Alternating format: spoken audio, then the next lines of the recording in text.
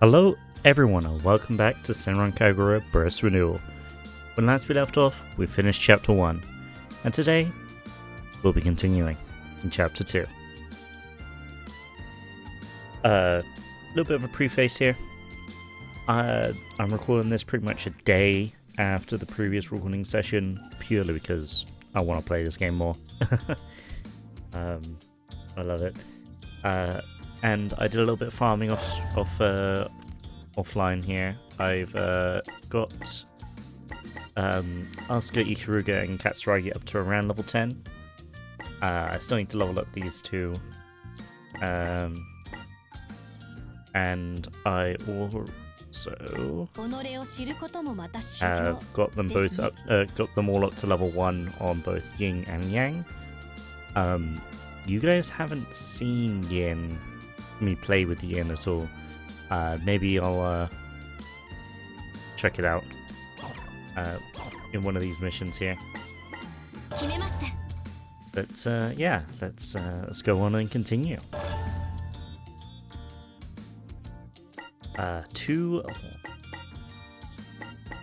Katsuragi's training. More dummy training? The tried and true method, I suppose. I recommend wide-ranged attacks. I'll show you. I'll show off Yin style, which is the frantic style in this, because I don't really like Katsuragi's like combat stuff. So I'll give her a go.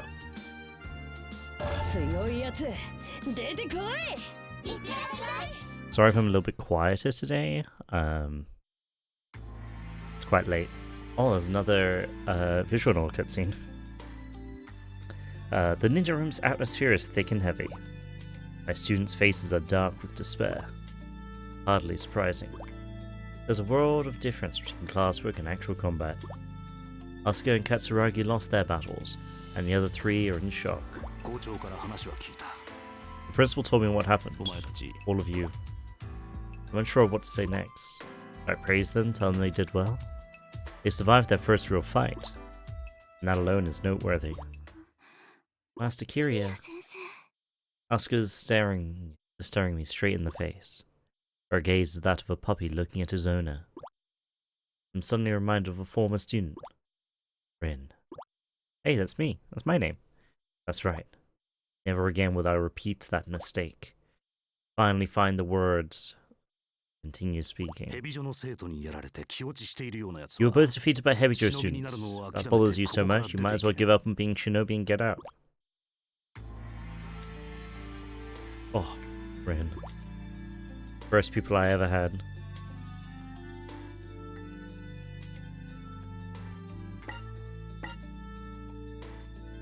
There we go. I just wanted to get rid of the text here so I can get a thumbnail. She always sought to become a super ninja in order to help bring peace to the world. Her enthusiasm as a student was a huge help to me as a teacher. Oh, Master, perfect timing. Please train with me. She was always like that. The moment she caught sight of me, she'd ask me to help her train. At times, I applauded her unbridled enthusiasm, though it occasionally troubled me. Oh, Master, I hope I'm not troubling you. Oh, of course not. I'm your teacher, aren't I? Rin and I went to a small hill. Many wooden dummies were set up for training. 1, yeah, 2, yeah, 3, yeah. Rin demolished the dummies in sequence. 4, yeah, 5, yeah, 6, ninja. After breaking 6 dummies in a row, she was breathing hard. In her face, it was obvious that she was ready for more. It was as if growing stronger were a foregone conclusion. Why do you want to become a shinobi, Ren? After all, a shinobi is like a pawn in chess, disposable. Anyone who seeks to become a shinobi has to come to terms with that. Which is why her enthusiasm concerned me. I don't want to become a shinobi, Master. Huh? I spoke without thinking. What I want to be is a super ninja. Super ninja? Yep, to help the whole world, love and peace. It was so silly that I was momentarily at a loss for words. Now it's my turn. Why did you become a shinobi, master? Rin's eyes held back naked curiosity. Her simple, unadulterated gaze caught me off guard. I found myself answering her question, despite never having told anyone else. Much like most students, my parents happened to be shinobi. I was trained as a shinobi from a young age. Never once was I in doubt about it.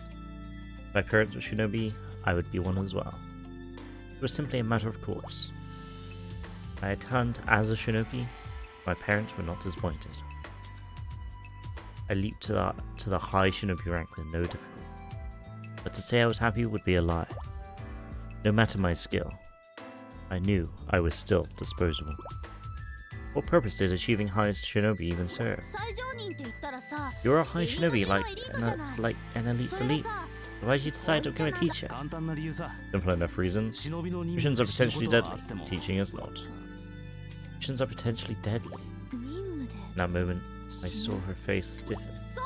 You're right, I have to be prepared. I'll lay down my life for love and peace. Sure enough, tear and optimism rushed back into her face. I wondered just how much Rin understood about being a shinobi. It made me somewhat uneasy.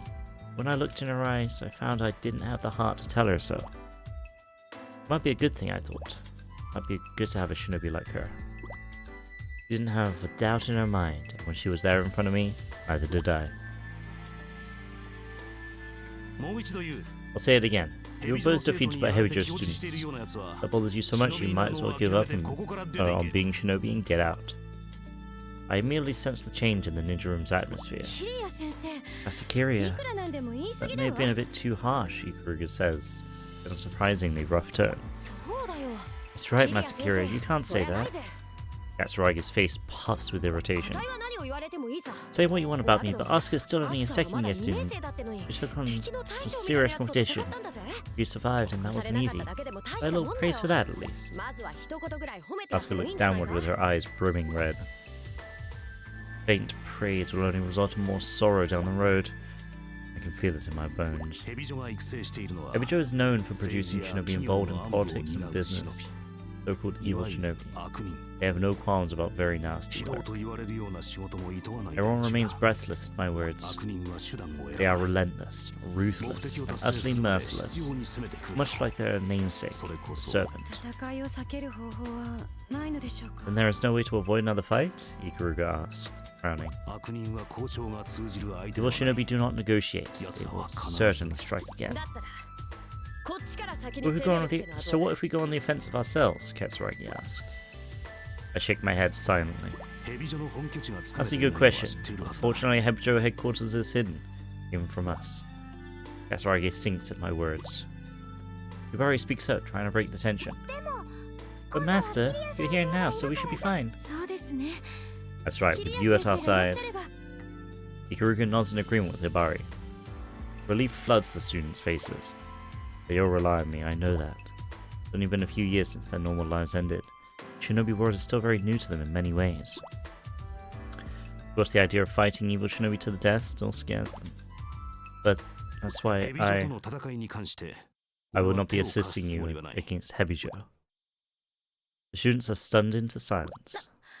Why not? Please tell us, Kagura pleads. Master Kiria, you're not going to help us? You're abandoning us? Yubari pleads doubly, on the verge of tears.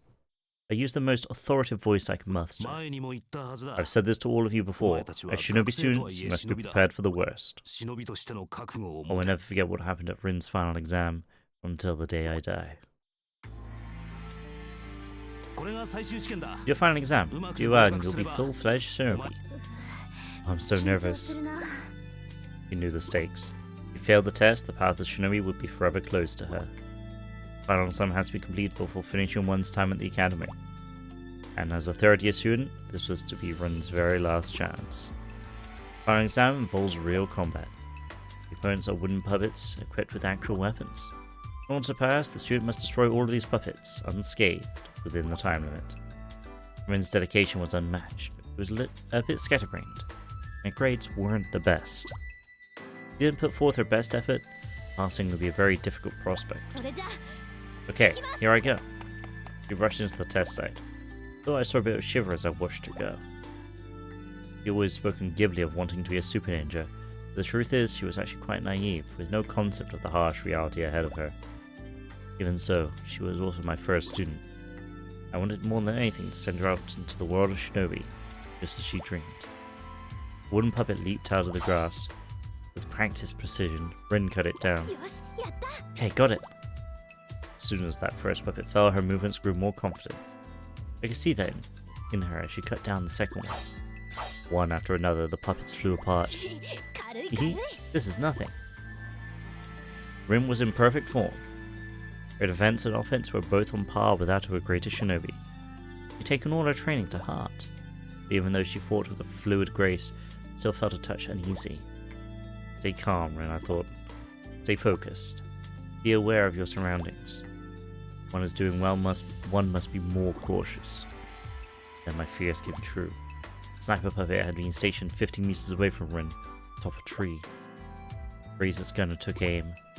Flushed with confidence, she seemed blind to its presence.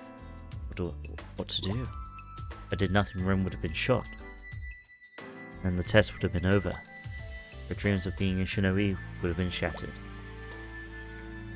Damn it, I thought. Without even thinking, I'd begun to move.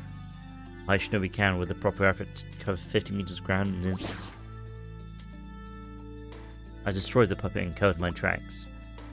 That much was easy for me. As a teacher, I was wrecked with guilt. I knew full well that I'd done something wrong. In that moment, all I wanted was to see Rin's dream come true. I did it! I got them all! Rin was jumping up and down in the grass. The test was over, and the unscathed Rin had otherwise cleared it. I gave her a passing grade then and there. The next day, she received her first assignment as a full-fledged shinobi. Before she left, Rin came to see me. Eyes flooded with tears of pure joy. Master, thank you for everything. I'm definitely going to be a super ninja now. Yes, I look forward to it. That would be the last time she and I spoke. Only a few months later, the principal informed me of Rin's death. My mind went a perfect blank white. I can't recall much of what was said after that. All I can remember was that she had volunteered for an extremely dangerous mission, but as a result, had lost her life. Volunteer for an extremely dangerous mission? Why would she have done that? Why didn't anyone stop her? It was still too green. I tried to wrap my head around it. I was in total shock. My fault. If I hadn't helped during our final exam, Rin would not have become a shinobi. Her dream would have ended, or at least she'd still be alive. I killed Rin. I wept. The first time in my life, I wept aloud. From my early age, my parents had driven home the point that a would-be shinobi must set aside their feelings. And yet, I wept. I could do nothing else.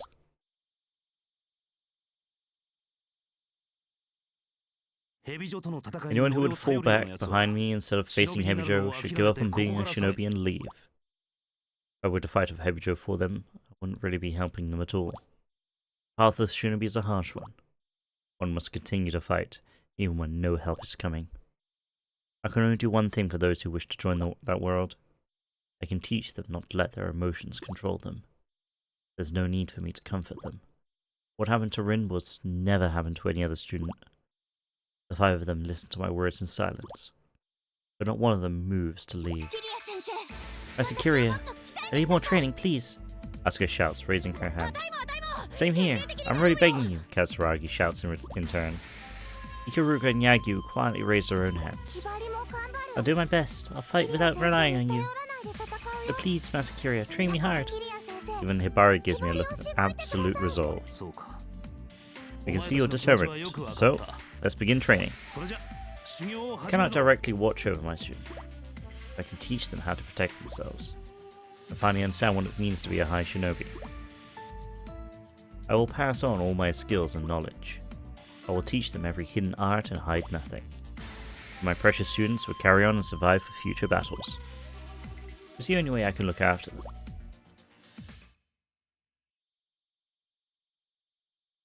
Oh, my throat is dry as hell right now.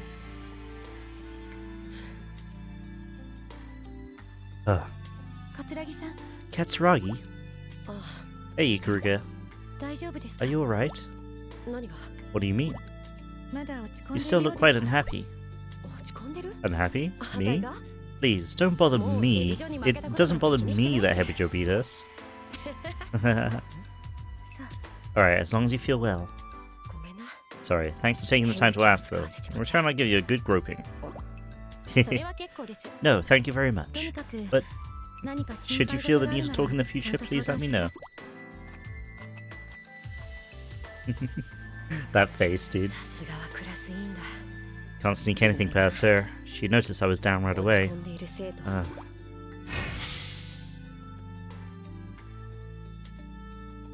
Oh, Ikage, you're strong. I can't believe you brought me to my knees. And you're not strong at all.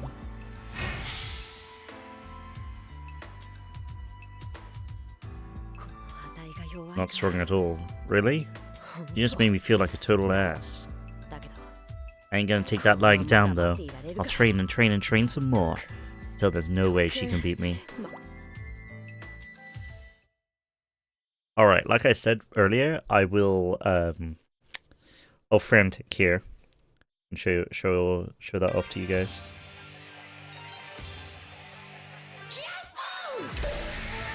Basically, you get rid of all of your clothes and you do a lot more damage, but you take a lot more damage as well.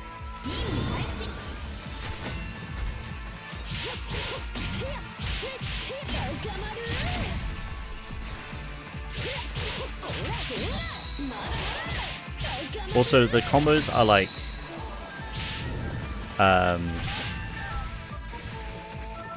shorter.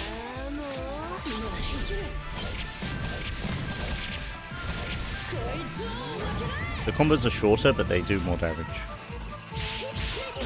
So, for example, I mean, Kasaragi's combos were 3 combos anyway.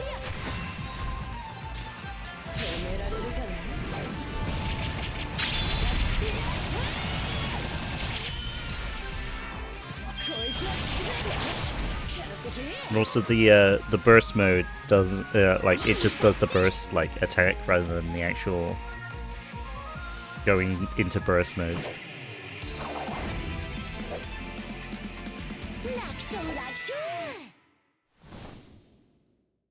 Easy.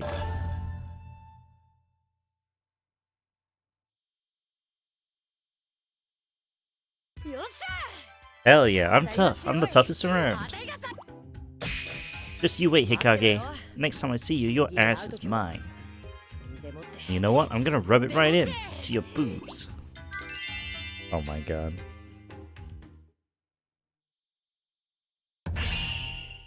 Nice. You see, and also if you frantic, you get a star. If you complete it on frantic mode. Pretty cool.